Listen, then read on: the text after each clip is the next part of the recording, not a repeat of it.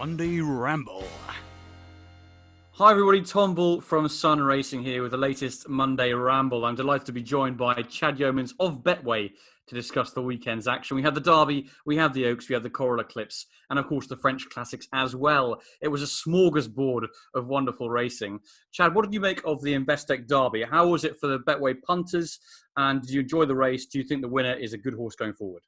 Let's start with the first question. Was it a good result for Betway? It was a great result for us, for the book. You know, if we were to write a bit of a story about the ideal Derby result for us, it would probably be a 25 to 1 winner, followed by a 50 to 1 second and a 66 to 1 third. But not many of the Betway punters latched onto Serpentine. There were a couple, but nothing damaging. There were a few. Kamiko was really well backed before the off. And I thought he ran on all right, you know, he wasn't too far away. He clearly didn't stay 1.5 miles at Group 1 level, but I think he will get 1.5 miles, but I don't think he'll be tried over 1.5 miles again. I think he'll go back down to 1 mile 2. We'll probably see him in the Juddmonte International next. Yeah. He'll be campaigned over 8 and 12 for 8 and 10 furlongs, and he'll be very tough to beat. That division now is going to look very, very smart with Ghaiyyath and Japan and Able. It's going to be a good season for that division. But looking back through the Derby form, I don't think Emmett McNamara meant to go that far clear, and I don't think he got the fractions, like he got them perfect in his head, but I don't think he meant to do that. I think he just meant to put a real fast pacing towards the race, and his horse just kept going and kept going and kept going and ran on through the line. He did, yeah. An unbelievable performance for the winner. Take nothing away. He was the best horse on the day and the deserved winner. Interesting you say that, because I'm sure there will be plenty who disagree that he's not the best horse on the day, but I agree with you. I think he's a very, very smart animal in the making. Brilliant ride from Emmett. Whether or not he meant to do it or not, it was still a great ride. I thought the fact that he could keep galloping like that for such a long way suggests he's a very, very smart horse as well. If you will go back and watch the Curragh race that he produced that brilliant maiden performance at as well, yeah. The way he went away and galloped away from them then, you could have made a case for him. I know it's obviously easy to say that in hindsight, but you could have done. And he built on that, and he's obviously a very smart horse going forward, which is great to see. Aidan O'Brien's got another very useful one there. In terms of the horses behind, it's very difficult to weigh up the form, isn't it? I mean, you've got English King in there who stayed on well. You've got, as you mentioned, Kamiko, who probably didn't stay, and Asheen Murphy rode him that way.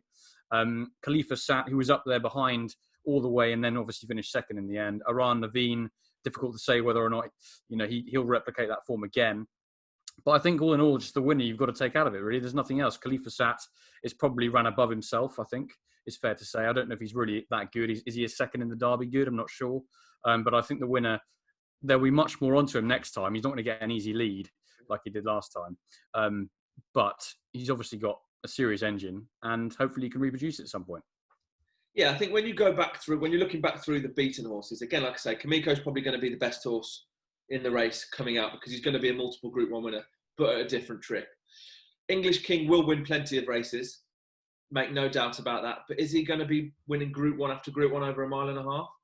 I don't quite know. I really don't know. I wouldn't be backing him. You know, if he come up against proven 1.5 horses, Group 1 horses, it wouldn't be the first choice of mine.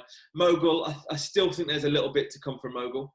We saw with his half brother Japan last year, ran okay in the Dante, okay in the Derby in terms of just improved, but finished 5th in the Derby. He wasn't beaten far, but then came on. And I think we'll see that with Mogul. He'll probably be dropped down in trip, down to 10 furlongs. There's a few others in behind. Highland Chief, I thought, ran okay. Pile Driver had a poor traffic run, but he might have finished 2 or 3 lengths in front. They're nothing major. None of them would have troubled the leaders or the first few in the where they finished in the placings. But yeah, it wasn't. I don't think it was the greatest, but time will only tell. It's very hard to work out, isn't it, really? Because there's no actual form line. It's always difficult to tell 48 hours after any race if it's going to work out. But I think it might work out better than we think somehow. It's just something in there. It just tells me it might work out. Kamiko's going to go on and win plenty of races. English King will win a few. Mogul will win a few, and then Vatican City. But then the one two I mentioned, Highland Chief, I think will go. He'll certainly find a few races. Certainly. Yeah, absolutely.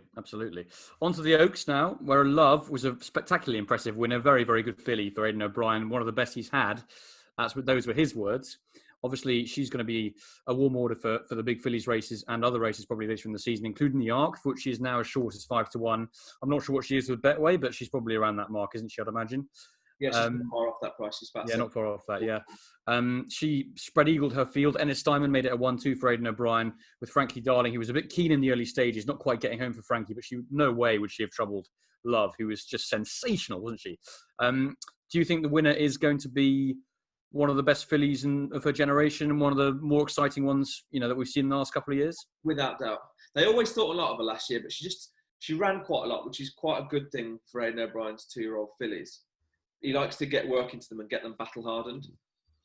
She shaped in the fillies mile like she was going to be a very good 3-year-old, and then she came out and did what she did in the Guineas, where she could have been called a winner from the get go. Oh yeah. And to be honest, from as soon as they came out of Tattenham Corner, I was watching the race and thought, that's it. She put to bed.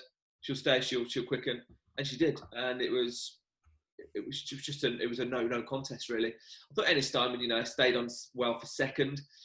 I was confident she'd reverse the form with Frankly Darling of Ascot. Yeah, I was as well. I'm glad she did. Yeah. I'm glad she did. I thought Frankly Darling was so well backed. The Betway punters really came for her in the morning. She was 2-1 into 13-8. Drifted out slightly to 7-4 on the show price, but she would have been the biggest loser in the books. Honestly, she was so well supported. And lots of Betway punters were doubling her up with Enable on Sunday in the Eclipse, which we'll talk about shortly. So it was a good result for us, having a winning favourite in a classic. She doesn't normally scream, profitable for bookmakers, but it wasn't the worst result because of the sustained support for Frankly Darling. And then there's two actually I do want to take out the race. Queen Daenerys, who finished 4th. She might not be a Group 1 filly, but she'll certainly win plenty of races. She still was green. Epsom probably wouldn't have been a course. She was a bit like Bambi on ice as she came around the top end. But she kept on and did down. And she won't be far away, in plenty of good races over 1.5 miles. And Passion and Tempo Vuelo went miles clear, didn't they? And Passion stayed there. And while she got overtaken, about two out, she then stuck on again. So she'll find races, and I don't know whether it'll be Group 1 classes, but she'll certainly win a fair share. But I can't see anything of their age getting close to Love. And I mean, if Love was getting any kind of age allowance from any older fillies and mares, you'd be with Love all the time. Oh, you'd have to be. And she'd have a big chance in the Arc if she does go there later in the season. I was stupendously impressed. I mean, she broke Enable's record. She's obviously a very, very classy filly. Didn't make much of a contest, a bit like the Derby. I think it was pretty dull race to watch in a way. I think the second is about her level. I think, frankly, Darling, you're going to have to be, I get to be ballsy to go and back her again, I think, because she was keen in the Ribblesdale and she got away with it then. She was keen at Epsom, didn't get away with it. She was a bit mulish going down to the post, and I think you'd have to be taking it on chance that she's going to produce a big run again. I just worry that she's kind of had her early season, prowess, and that'll be it. But I hope I'm wrong. I agree with about it last week, didn't we, Bully, when we said she came out and won a maiden at Newcastle, then she had a tough race at Ascot, and then to come out and have another tough race in a classic.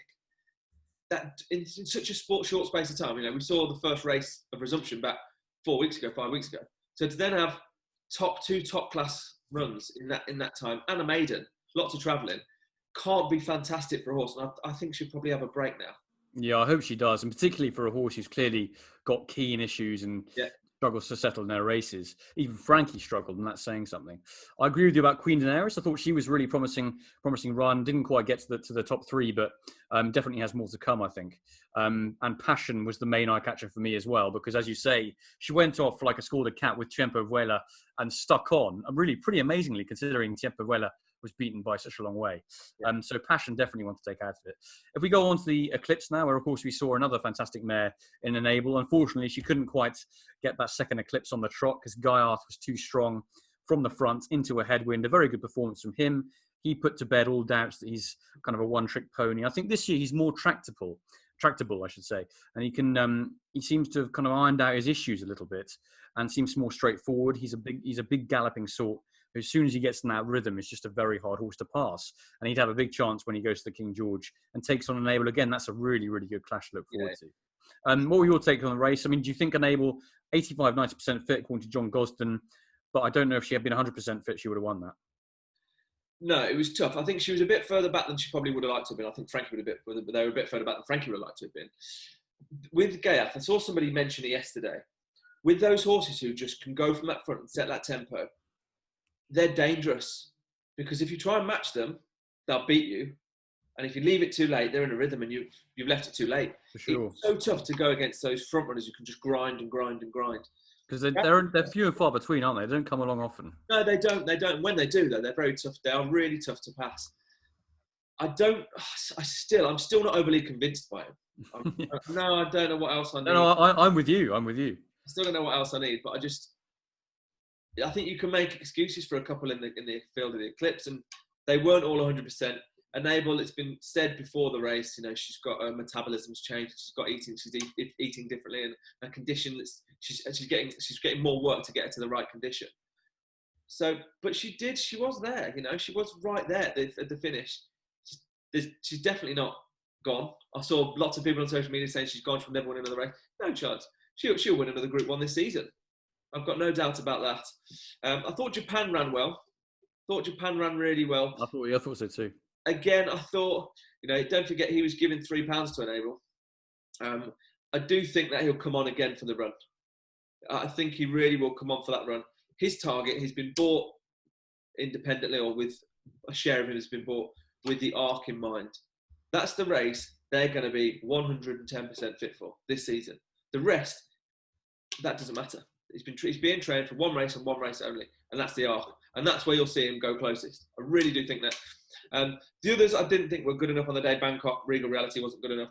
Magic One wasn't good enough. Deirdre, I thought, actually ran quite well. She got outpaced, and she looked like she was going to finish stone last with 2 to go. And then she kept on again, and her final furlongs fraction was as quick as Enable's. So she needs to go up in trip to 1.5 miles. And I'd certainly be following her wherever she goes over 1.5 miles next. But she does need to go up in trip. Yeah, lovely stuff. I mean, I agree with you. I think Japan is the one to take out of that. I think he'll improve for that run, as you said. He was very lethargic at Ascot. That was a huge step up from that run. And you'd be inclined to think he'll come on yet again, particularly as a 4-year-old from Aidan O'Brien, because he's so good at improving those horses. Enable, I was disappointed by, I won't lie.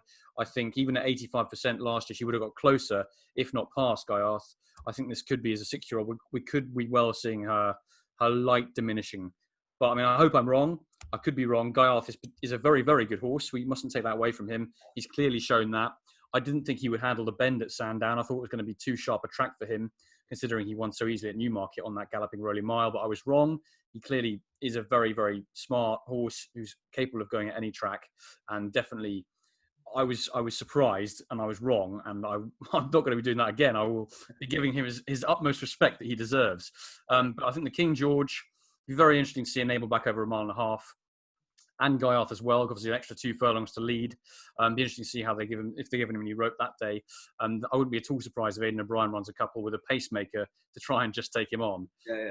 Because I think that might be the only way to beat him, possibly, if you have a horse who takes him on up front. But it was a good race. I was disappointed by Enable, but the winner was the best horse on the day, and I think Japan is the one to take out of it, as you said. We also had the 2 French classics. Anything particularly catch your eye on those? No, I think the winners were both good. I think there's nothing, you can't take anything away from that. Mishriff's performance in their Prix de Jockey Club was very, very good, wasn't it? I don't know if you feel the same, but the way he quickened, he put the race to bed within a split second, and it did look like for a second Victor Ledorum was going to come down the outside and was going to win, and then out of nowhere Mishriff shot through, quickened and lengthened, and has clearly improved and is now a solid Group 1 performer. Although I do think, as a bit of a caveat, they all the others in behind beat each other and finish second to each other all the time. And actually, it's probably not the group of 3-year-olds that we thought it was over in France this year. I don't know if you feel the same. Well, I thought Mishriff, I agree with you. I thought Mishriff was absolutely spectacular. That turn of foot he showed in the final few yards was just amazing to watch, considering he got blocked off twice and he still managed to go and win pretty easily, pretty snugly. The other one I thought that, the 2 horses I think in that race who are miles clear of the rest are Mishriff and Victor Ledorum as well, because he had to come right around the outside, all the way from the rear. He was the only one to make ground from the back, and he probably would have got very close had he been up at the pace where Mishriff was. So I think those 2 are definitely the ones to take out of the race. I think they're 2 very smart colts. I think the rest of the field are pretty much so-so, but those 2 are very, very good. So I'm looking forward to seeing them again. What about the Prix de Diane, where we saw Fancy Blue win for Donica O'Brien, and Peaceful, who I think we were both hoping would do the business, just get clobbered late on. Well, she wasn't really leading, was she? But she just, for some reason, we just thought she'd go and grab him, but she couldn't quite get home. What was your take on the Diane? Can't take nothing away from the winner. She was very good. A very good ride for Pierre Charles Boudon. Probably this. I don't know if there's been any times where there's been a jockey who's rode a horse to win her maiden or their maiden, and then trained her to win a classic. Can't be that many. And Donica rode her to win a maiden and trained her to win a classic. Yeah, fantastic. Phenomenal performance within a year. She was very good. I thought Alpine Star ran very well, finishing second. As I expected Alpine Star to go close, but that wasn't, a 2-1 favourite at whatever the price she returned. That wasn't a major shock. I thought she ran similar to level to what she did at Ascot. Peaceful should have won the race, really should have. I don't know, I haven't watched the race back more times than I should to properly go through the ride she was given and whether she was given too many smacks, around the back end, which is why she couldn't have. There was no force used in the final furlong. It did seem, that it was a bit more hands and heels, and it looked like Shamey thought she was going to get there quite comfortably, whereas other jockeys were really going, hammer and tong to get their horses to the line. It did seem a bit like Shamey thought he was going to get there, and she never. So I wouldn't give up on her, though. She'll win plenty of races. They actually finished. If you're looking at the order, Fancy Blue, Alpine Star, Peaceful, Rabia, Magic Attitude, Ebeira, they actually finished where they should have finished. They actually pretty much all finished where they should have finished, bar one or two. So I think that the forms worked out very well, and that'll be, where they should have done. And I think they're as good as they are, first, second, and third. Yeah, absolutely. I rather agree. I was obviously disappointed Peaceful couldn't do it because I was very confident, to be honest. I thought she had a really good chance. She was almost there at the end, but couldn't quite get home. I think she's possibly the best horse in the race for me. I think she didn't get a brilliant run through, and she was kind of scrubbed along a bit in the middle part of the race, and it didn't all quite go right for her. But I think she could be the best in that race. Alpine Star needs to drop back in distance, I think. And Fancy Blue was just the best filly on the day. But a really good, really nice race. The front three, I think, are all very good fillies. And I think it was probably, in terms of contest and strength and depth, I think it was probably a better race than the Prix de Jockey Club, in my opinion, overall. But Mishrif, for me, was the standout in France over the weekend. That turn of foot was explosive. He's got a massive future. And it's great that John Gosden sends a horse over there. Only one horse. Yeah. And he goes and wins. I mean, what a trainer he is. Where do you think he'll go next, Mishrif? Where do you think he'll be campaigning? It's a really good question. I'm not sure, I've been thinking about this. Whether he stay in France, possibly, I'm not entirely sure, because he clearly likes it over there. Might go to Deauville, possibly later in the season. Something over there. What do you reckon? I don't know. I was thinking about it earlier, and I can't see him going for the King George. No. I just don't know whether he's going to give him a break and then he'll try and go for the Breeders' Cup later on in the year, whether that's going to be the plan and work backwards from that. It's an interesting one, because maybe, I don't know whether John Gosden would consider doing for the International, because he won't have a Nabel in that race.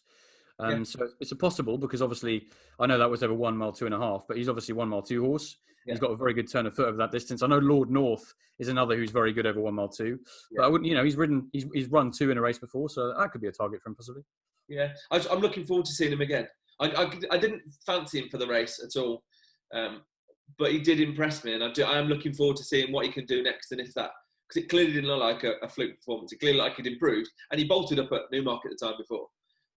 So I think he's going to be a genuine Group 1 horse now, which is good. Yeah, that's great to see, isn't it? Yeah. Great stuff. Thanks, Chad. Thanks very much indeed. We'll be joining you later in the week with Templegate to discuss the Newmarket July Festival. All 3 days. We're going to have 3 separate reviews then, which will be great to see. But thanks very much for your time, and see you all soon. All the best. Cheers, mate. Love it.